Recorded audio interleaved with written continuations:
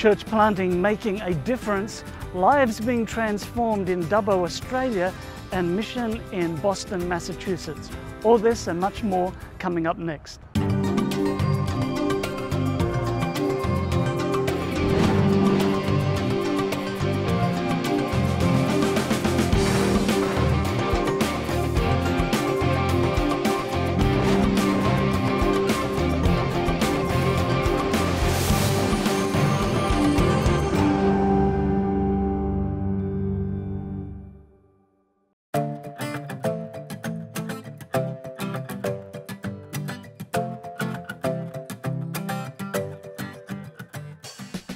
Hello and welcome to Mission 360. I'm Gary Krause. Today's program is coming to you from Boston, Massachusetts, here in the United States. And when we think about Boston, we think about rich history, American history. So many significant events happened here through the years. There's also some less significant things, such as this is the place where the first subway was built in America. This is the place which has the oldest public park in America. Well, we'll be looking more at Mission here in Boston. But first up, let's travel to my home country, to Australia, to see lives being transformed in Dubbo.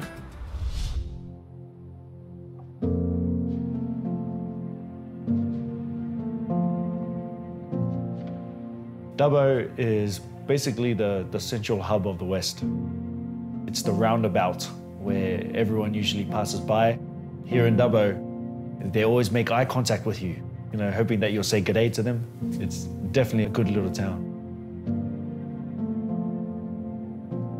When I first came to Dubbo, the moment I was welcomed at the door, I started to fall in love with the church.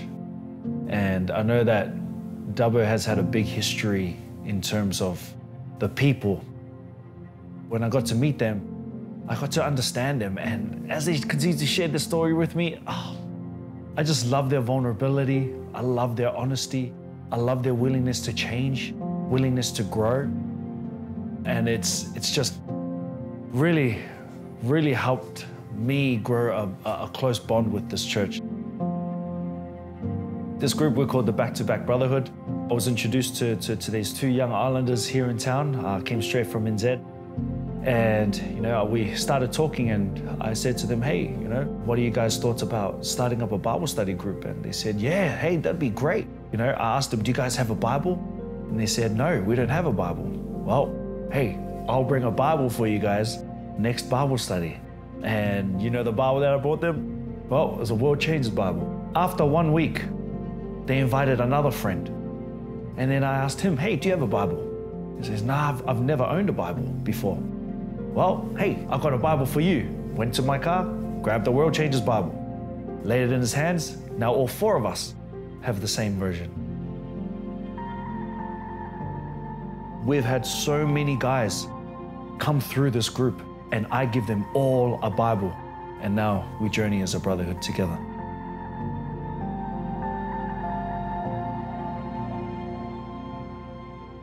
Oh, this kid, man. It's a huge transformation. He said to me, Jay, I came to Australia just to party hard and to play rugby. I never thought in my life I would be part of a Bible study group.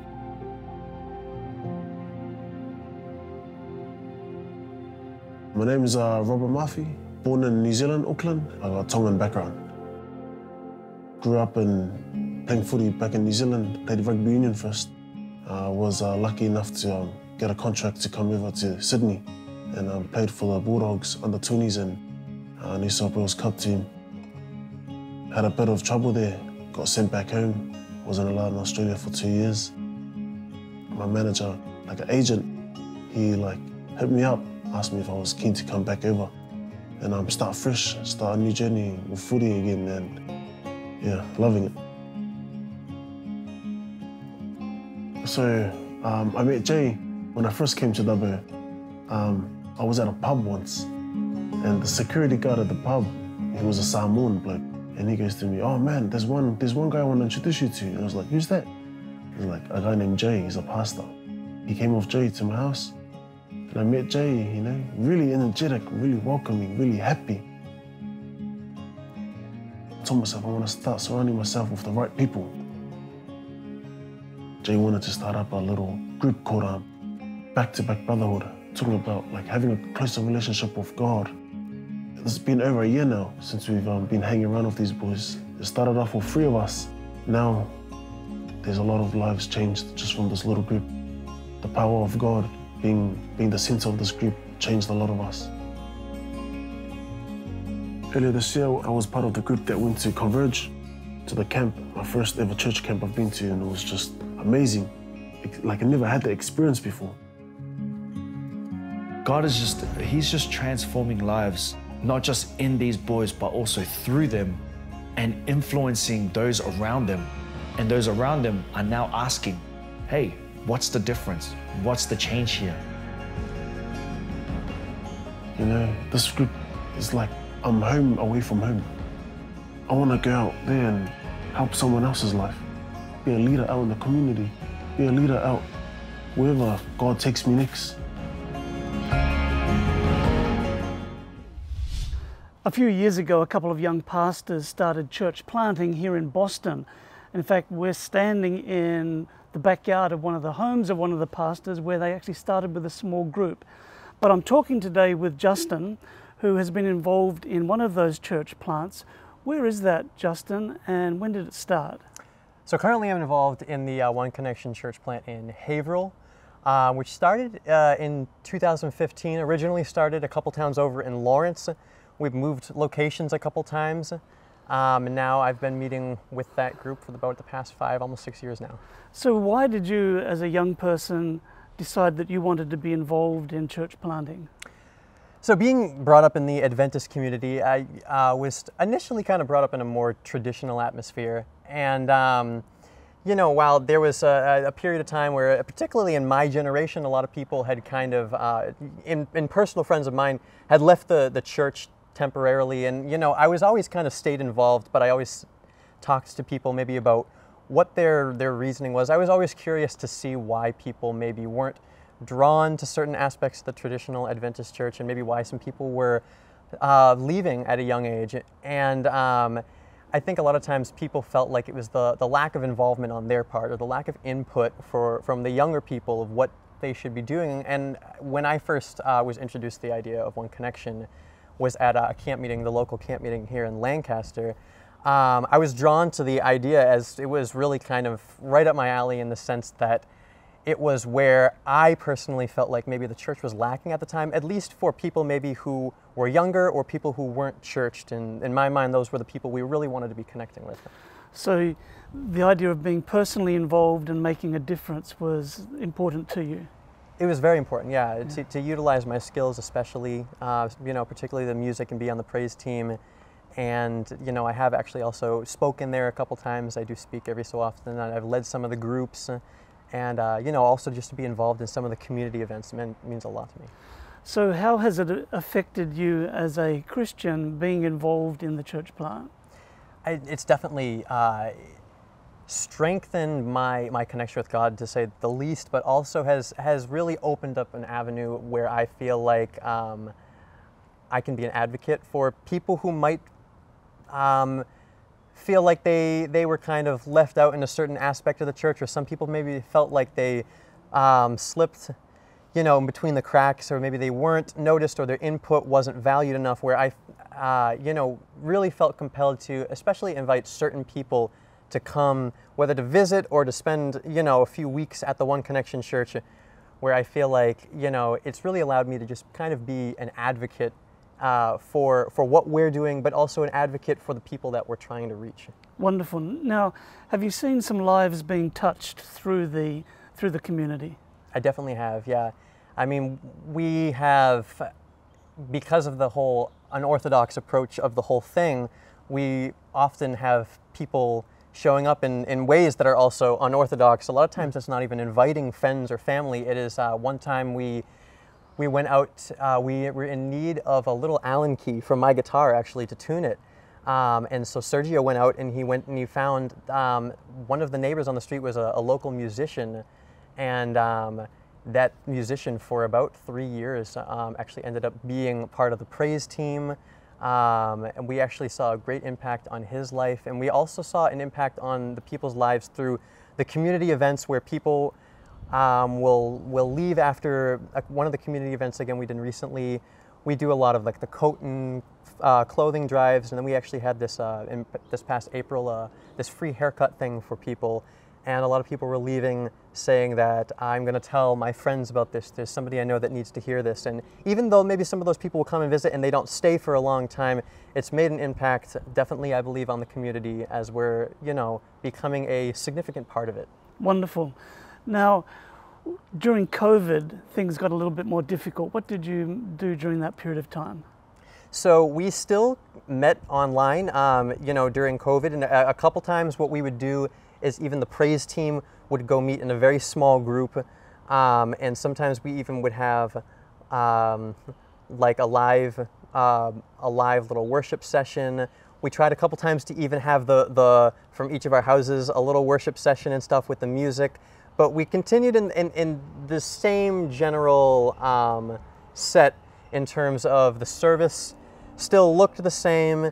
And you know, even a couple during the times during COVID, I whether led out some of the discussion groups. That's one thing that we do at One Connection, which is different from a lot of the churches. We'll have after the service a little discussion group, and those were still to me very impactful during COVID, because it became, for not just me but I think for everybody, it was really discouraging during COVID that people couldn't see each other and see the impact in person. But to talk about ideas that we had in the future and what we wanted to do when we came back was a big thing that we always we wanted to keep the momentum going. So we didn't want to stop at all, you know, during COVID. So we kept it up. So Justin, what's been the most rewarding thing about being involved in the church plant? I'd say to be involved with a community who really cares about the unchurched. To be involved in the community where our priorities, regardless of maybe differences of conviction or whatever, it's never been about really what our differences are, and especially now in today's day and age, there's so much, even within the church, there's so much political stuff. There's a lot of things that are causing a big divide, and what I like about the One Connection community and what's very rewarding and impactful to me is to see people who first and foremost care about those and the way we represent God to the people who don't know Him. Wonderful. Justin, thanks so much for sharing with us today. No problem. Thank you for having me. And church planting is all about making those connections. One Connection is the name of this church plant. Connecting with the community so that they can put Christ's method into practice. Please pray for this church plant. Any church planting in an urban area is challenging. We'll be right back after this break.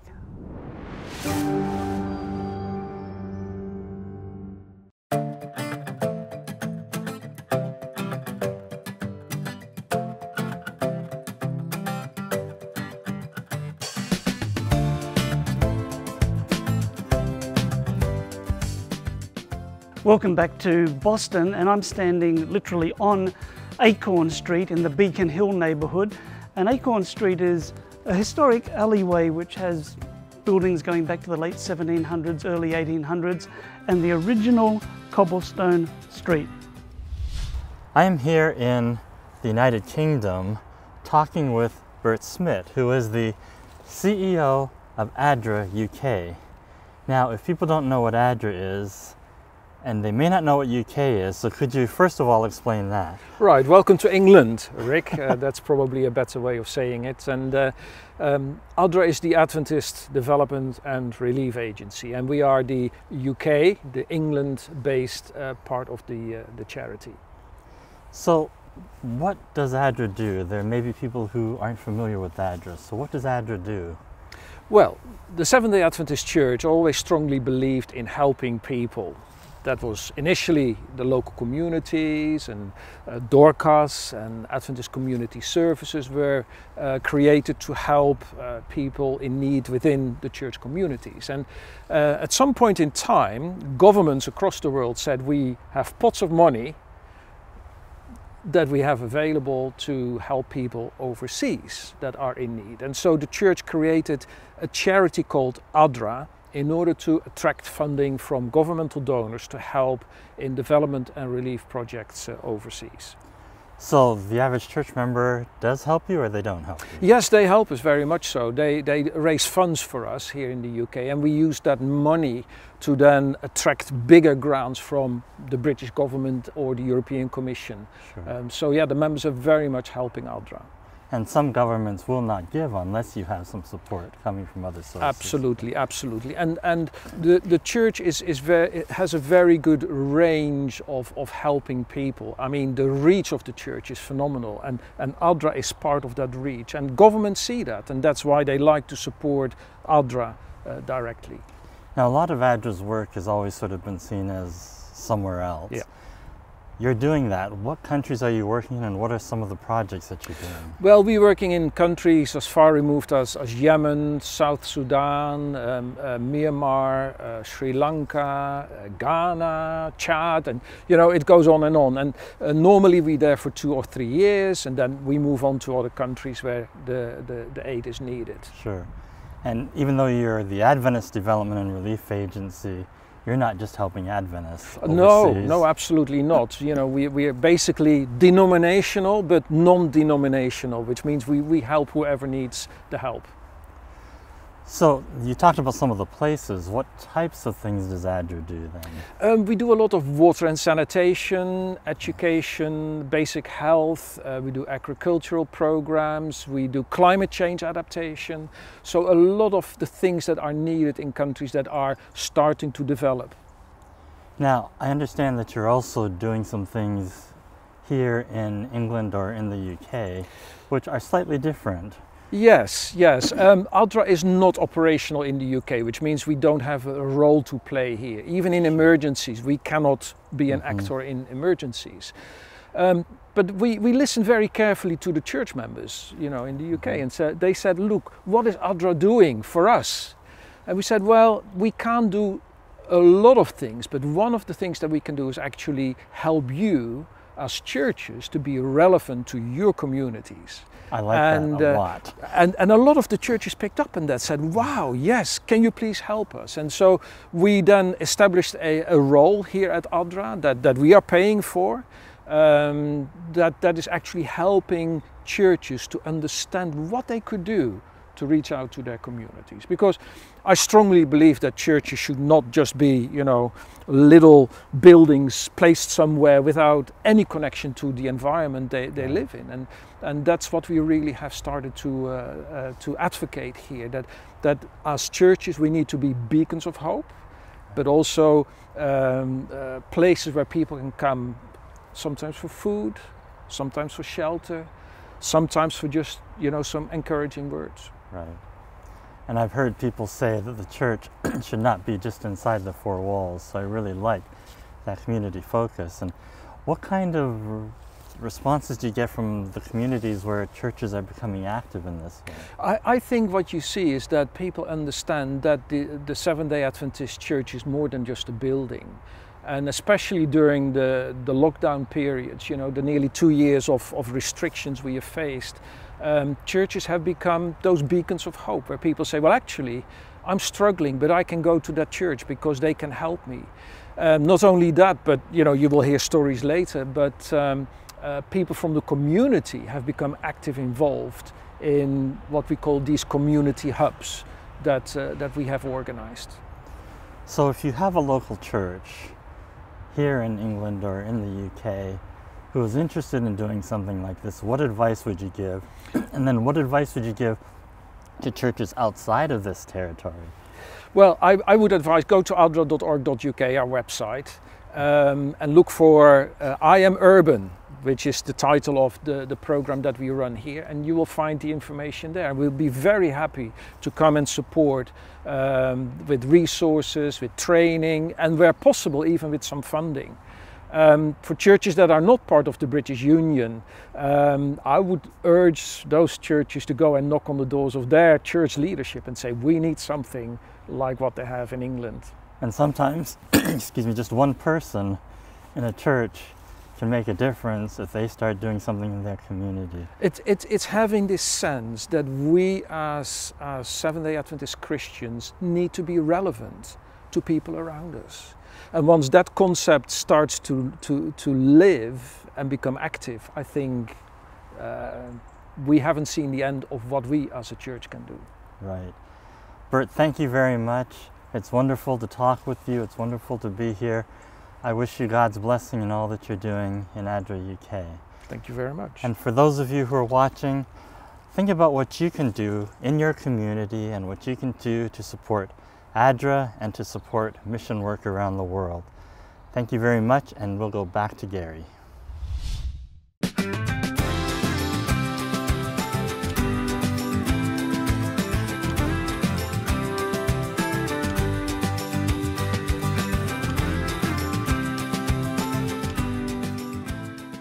Welcome back to Boston, and behind me you can see the old City Hall. Next up, planting with a purpose. The Seventh-day Adventist Church began as a church planting movement. In the late 1800s, church planters, including husband and wife teams such as Albert and Ellen Lane, began opening up new work in the eastern states of America. Between 1896 and 1905, Mrs. Lulu Whiteman alone planted at least 12 churches in New York State. It was hard going. 100 years ago, in 1922, the Adventist Church planted 75 new churches. Last year, it planted nearly 2,500. In 1922, it took nearly 5 days before a new church was planted. Last year, it took 3.6 hours. Today, the Seventh-day Adventist Church continues to grow only as it keeps its focus on starting new groups of believers. Church planting is the most effective way to grow and expand the church. Leading the way are faithful global mission pioneers, pioneering the gospel, starting new groups of believers in new areas. Where possible, they work among their own people. They know the language, they know the culture, and they put Christ's method of ministry into practice. Receiving only a small living stipend, they work sacrificially to spread the good news. Supporting the work of pioneers and other church planters are the global mission centers, which help us more effectively reach out to people of other religions. Vast people groups, largely untouched by the Seventh-day Adventist Church. Today, the ministry of these global mission centers goes largely unpublicized, but they go quietly about their work, finding methods and models to make the Adventist message understandable, attractive, and meaningful to people from radically different worldviews. Please pray for global mission pioneers and other church planters, and our Global Mission Center directors. Pray for these dedicated workers on the most challenging edge of mission, sharing the Adventist message with every nation, kindred, tongue, and people. The annual sacrifice offering helps Global Mission start new groups of believers among unreached people, often in the most challenging places in the world. You can give to the annual sacrifice offering, online or in church. Simply mark your tithe envelope, Annual Sacrifice Offering.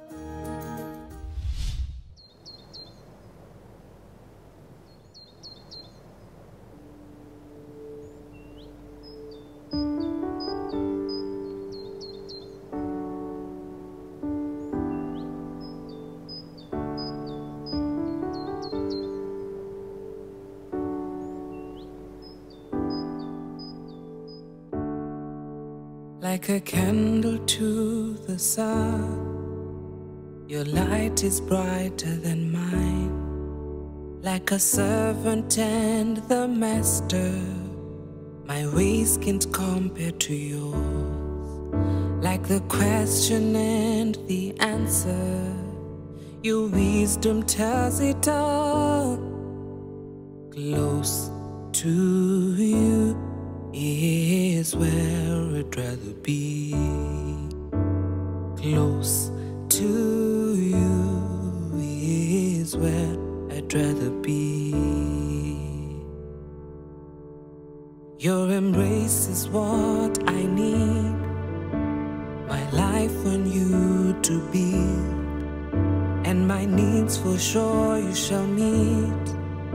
At your time I'll be complete.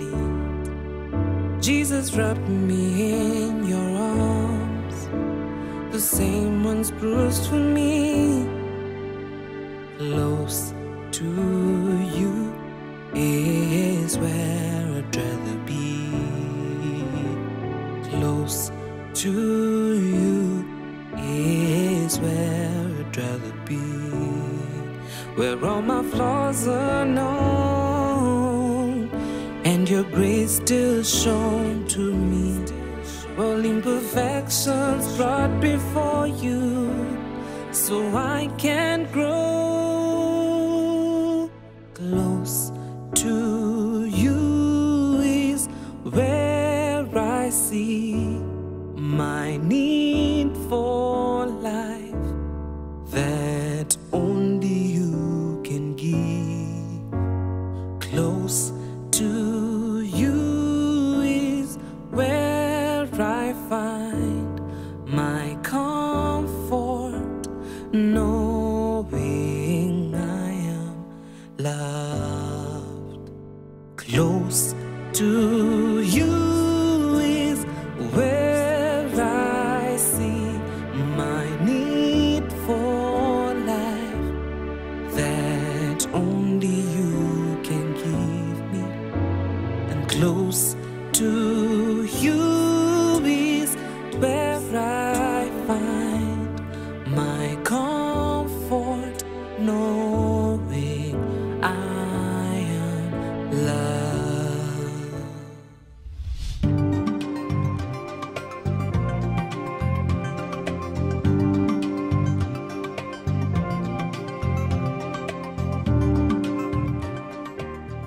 Well, thank you so much for joining us on today's Mission 360, coming to you from Boston, Massachusetts. And I hope that you've been challenged and inspired by what you've seen and heard. You know, urban mission is a challenge at any time. It has particular difficulties.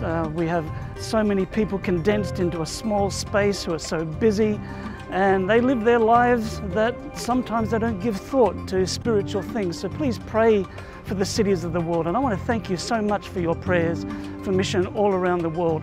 It makes a difference in the lives of Global Mission Pioneers Church Planting, those working in centers of influence, missionaries, to know that there are people who are praying for them. And thank you also for your donations to Global Mission and your mission offerings. They do make a difference. Well, for Adventist Mission, I'm Gary Krause, and I hope that you can join me next time right here on Mission 360.